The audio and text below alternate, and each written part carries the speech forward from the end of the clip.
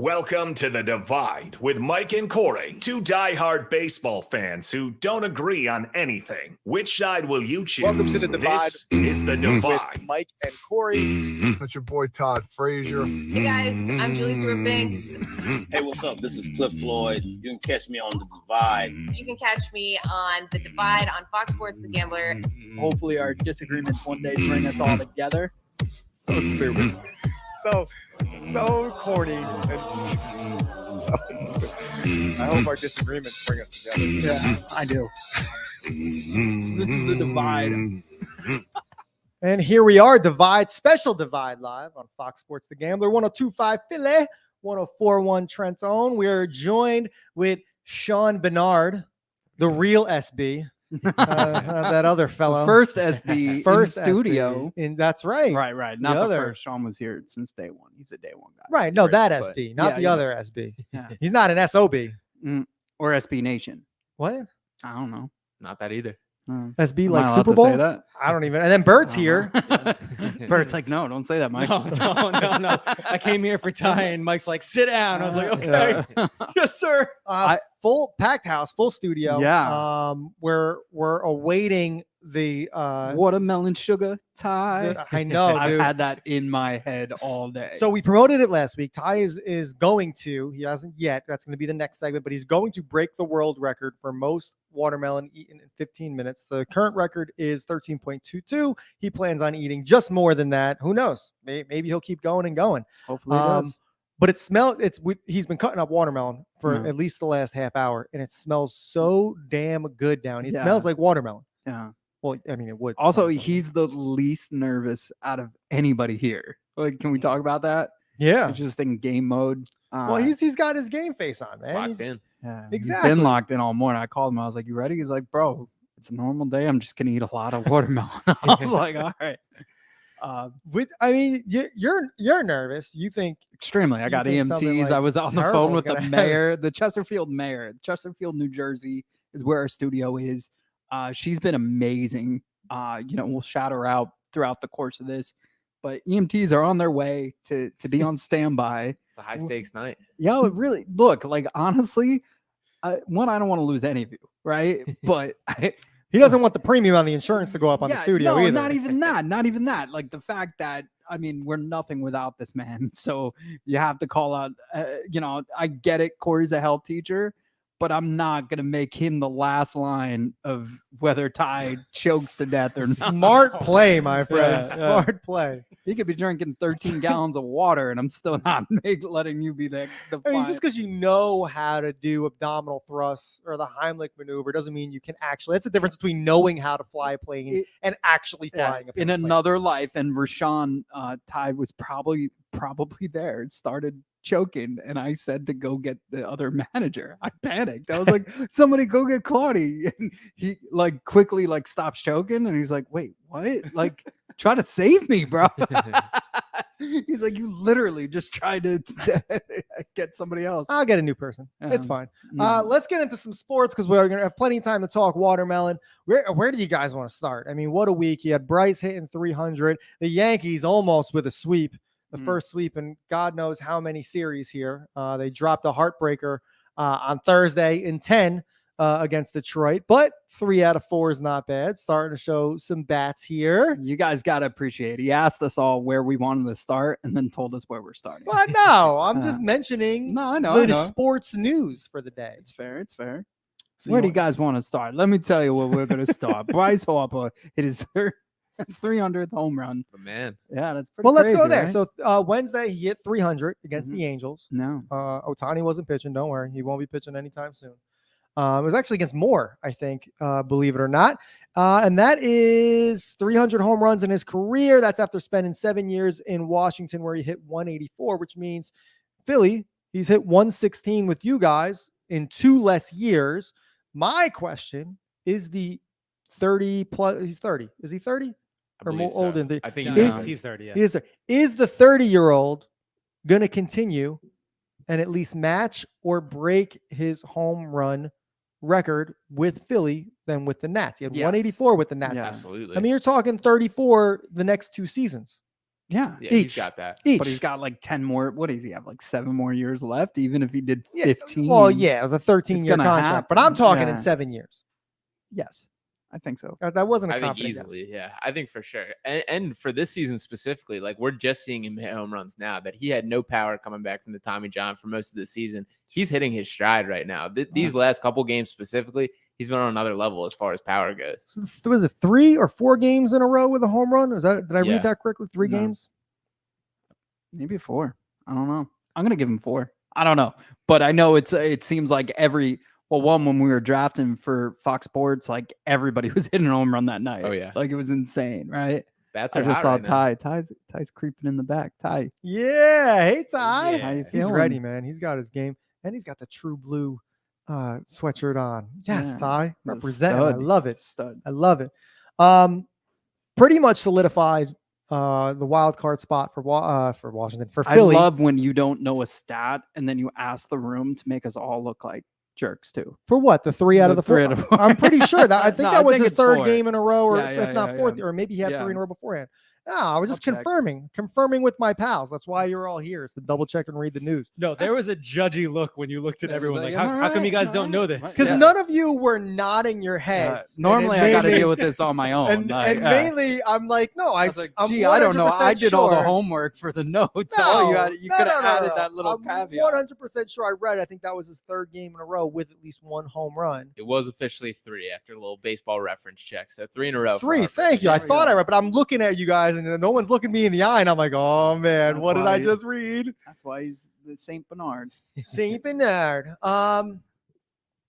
The heck were we just talking about? Bryce Harper. Harper. You're struggling. Oh through it. no, we're going wild card. So Phillies pretty much have one of the wild card spots locked up. Yankees and I Mets are mean, officially out of it. Yeah, you can say. I personally think the Phillies need to like hit a rough patch, just so hear me out. Like so in the playoffs, like it can't be easy street from now till the playoffs. Like they have to have. I'm not talking about like a week and a half. I'm talking about like 4 games where they just have to like kind of be like, all right, because like the problem is They need a reality check. you're is what never, you're saying. you're never as good as you are when you're winning, and you're never as bad as you are when you're losing, unless you're the Mets. So they need that little reality check. I think they need something that gives them, all right, we actually have to work for this because. But they've been working for it. Right. No, I'm not arguing that. I'm just saying like you can't. If they're this hot, there's no baseball team that could stay this hot all the way to the World Series. I think your Met fandom is setting in. I mean, I think No, I'm it's only playing the because law like, of averages. well, but still, I fair. mean, you got to take. Remember a Philly Uh-huh. team last year that literally landed a wild card spot. What, a week before the postseason that ended up almost miraculously winning the whole thing. But that happens a lot in baseball. Yeah. Right. And last year they had 2 5-game losing streaks in September. And Right. this year, who knows what's going to happen? They do have a Yeah. way easier schedule. And I will say for this year, like Right. I feel like they had their rough patch at the beginning of the season for the way things were going then. That was somewhat of a wake up call to them that, hey, we don't have a cakewalk to the World Series, kind of how last year shook out. So I do think that they kind of realized that a little, but I do agree that I don't know if the bats can stay quite this hot for the rest of the season. They're playing the Mets 7 games at the end of September. Yeah, that plays October. right into the easy 7 schedule games. comment. Oh, Talk come on. about yeah. Come Nice on. job, Sean. Come I on. don't know, man. Like you've seen it with the Marlins. You've seen it with other teams. They have nothing to. That's it. The only thing the Mets have going for them is that they could ruin your lives. For sure. And fans will come out for that. I won't be one of them. I'm not that kind of fan. But there's going to be a ton of that stuff. Yeah, a I ton of that mean, stuff. look, series against the People Brewers. love to play spoilers. At the Brewers, at the Padres before they end up going home against their division rivals, the Marlins, the Braves, and then like Mike said, the Mets down the stretch. But also so- hoping the 29th, the 30th, and the 1st, you're not even playing starters. You know what I mean? Like Mhm. hopefully. Yeah, you want to have Like it wrapped up. yeah. You want to have that first wild card wrapped up for sure. Yeah, I mean, dude, their Mets 4-game series. Hold on, 7. Their last 11 games are the Met. They see the Mets twice and then the Pirates. So you're right. Hopefully, those last 3 or 4 games aren't even going to matter much, and who knows, maybe more by the time we get there. Most home games in the MLB during that stretch too from here on out. So they're in a good spot. But I will say to your point, Powers, that it does feel like people are just kind of writing in the name for the Phillies are there for the wild card spot, and I don't think it's that quite set in Yeah, stone yeah. yet. and So I'm I agree. worried about that stuff. I don't like that stuff, honestly. Like it could really affect you as a fan and also affect your team. Well, you they're know? 5 games ahead. So you're right. It's not a lock, but They're in a good spot. they're in a great spot. Come on. What are we talking about here?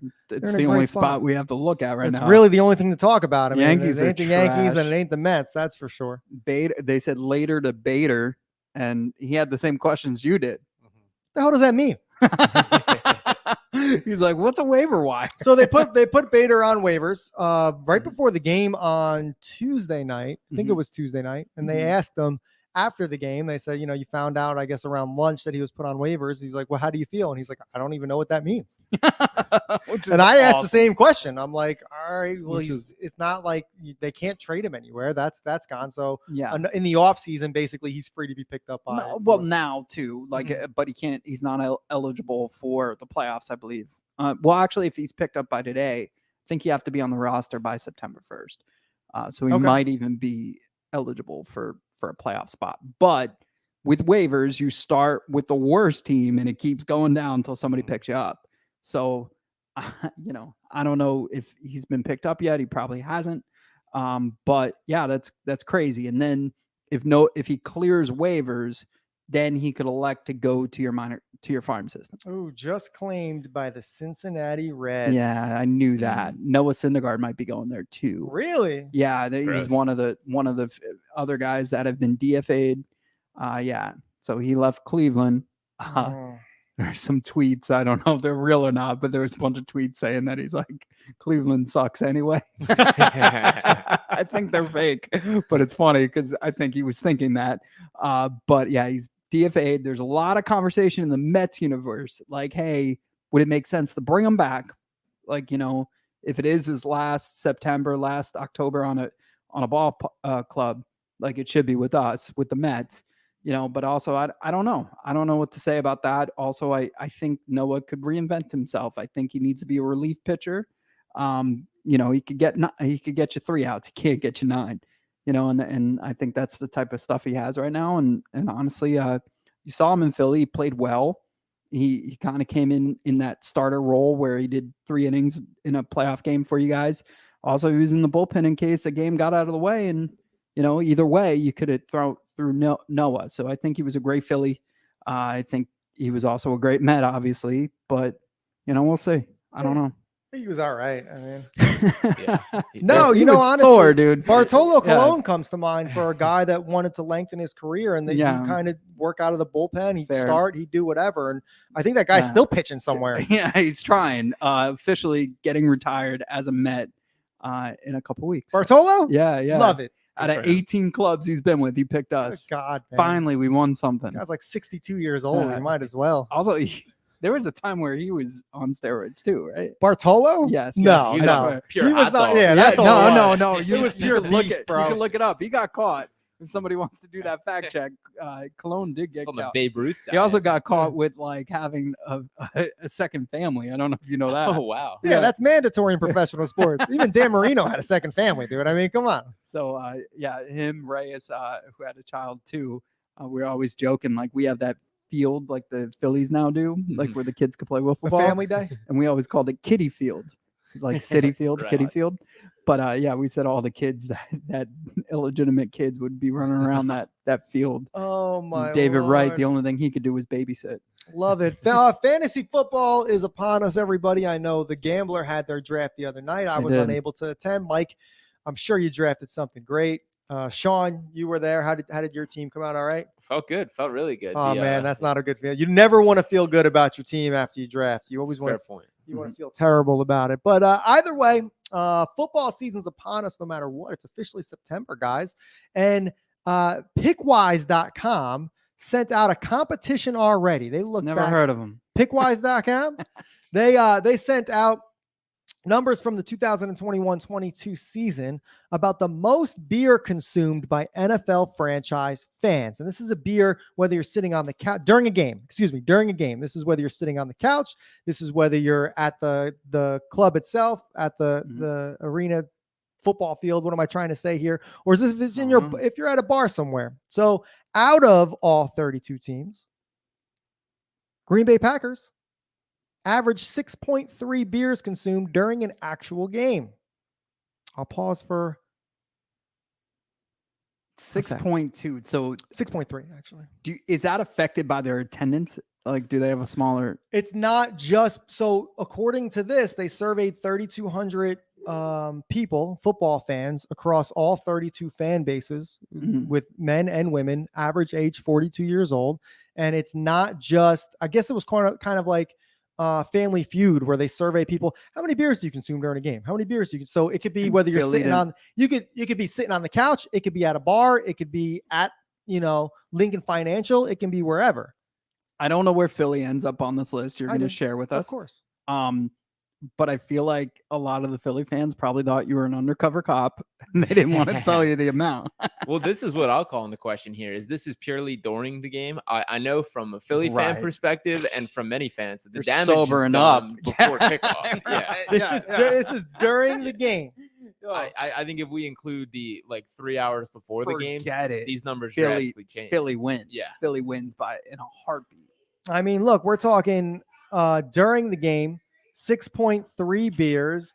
Chicago Bears right up at number 2, 5.2. Vegas Raiders, Vikings are 4. Philly, you fall at number 5. And if Sean, if what you're saying is correct, and we've been to Philly tailgates before, we know what it's all about. I mean, 4 beers during the game, right after the whole tailgate, that's still pretty impressive. For sure. But I do think the damage is done before kickoffs. We're getting the stretches in now, getting the reps in, get warmed up. You're geared to go at kickoff, is I think where these numbers get a little distorted. I've never been like one of those guys. What? I'm sorry. No, the noise you heard in the background wasn't just my wife. It's the EMTs. Ashley and Jess are here from the Chesterfield Fire Squad to make sure that Ty's all right. Dude, I'm looking at their faces right now, and they're looking at the amount of watermelon that's on the counter that he's going to eat, and they look horrified. Should we try to get them on the air? During the next segment? All right. While he's eating the watermelon? Because he's not going to be able to talk, so someone else. Yeah, that's fair. That's fair. It's a good call. Let's get back to beer. So other than beer consumed, there was other awards given out by this Pickwise list here. Biggest tailgaters, the award goes to Buffalo Bills. 5.4 games per year do they have the biggest tailgate. I don't know how they figure that out. Most watch parties are the Kansas City Chiefs. I guess that's easy to do when you end up winning world championships year after year, especially with the Mahomes era. And then most food spent per game goes to the Tennessee Titans down in Nashville.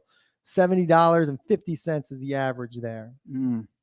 I feel like we're going to change the watch party statistic this year because we already got one scheduled for the NFL kickoff that Sunday. We're going to be at Harrah's in Chester, right? Harrah's? So, yeah. No, is that the casino this next weekend kickoff? September 10th. September 10th. The first Sunday. That's the first Sunday. It is the first Sunday. Yeah. So the Fox Sports Gambler will be there. Sean Brace, Roy Burton, this guy named John Jansen. I don't know if you ever heard of him. John Jansen. And we'll be roaming around like cockroaches in the back with the cameras. That's exactly what we're going to be doing. Yeah. It'll be fun, man. Watch parties are the new thing now. Yeah. We did it during the NBA finals or NBA playoffs, I guess I should say. Now they're doing it during the Bachelor and the Bachelorette. That was Who awesome. knows? Maybe we need a watch party. Epic for a fail. watch. Really? Yeah. No, it wasn't an epic fail, but it was like I tried to tell him like the home run derby's on, dude. Like let's do this in the back of the restaurant, have the home run derby in the front. So literally we became the annoying, girlfriend at the bar where we're talking over the home run derby. And these dudes are just like, yo, I could have stayed home. So it was doomed from the beginning. From a sports standpoint, Nugget didn't want to hear that, but whatever, to each his own. We'll figure it out. We're still trying to figure out the watch party thing, but there's been more wins than losses, and we're going to keep rolling them out. I think with the watch party, it's just like the Eagles games in general. It's all about the pregame. Get in, get loose, but do what we got to do. But the social impact. So the Bachelorette watch party was probably the worst experience ever. The social impact has been the best. Like all those influencers still share content from that night to show you like how great it was. Yeah. From a media concept, it was still great. But nothing beats Sean Brace and his belly button tattoo That was the best. after the Sixers won. So We want content like that. No, we don't. But listen, like, you could see their faces. EMTs are cracking up. Yeah, we got to get out there, guys. Run. Coming up next, you're going to hear someone, you're going to hear us, but in the background, you're going to hear Ty munch down on some watermelon. You're going to give you updates on that. And then what we like to call the aftermath of the watermelon, along with a little bit of sports here and there. Listening to Divide Live on Fox Sports The Gambler.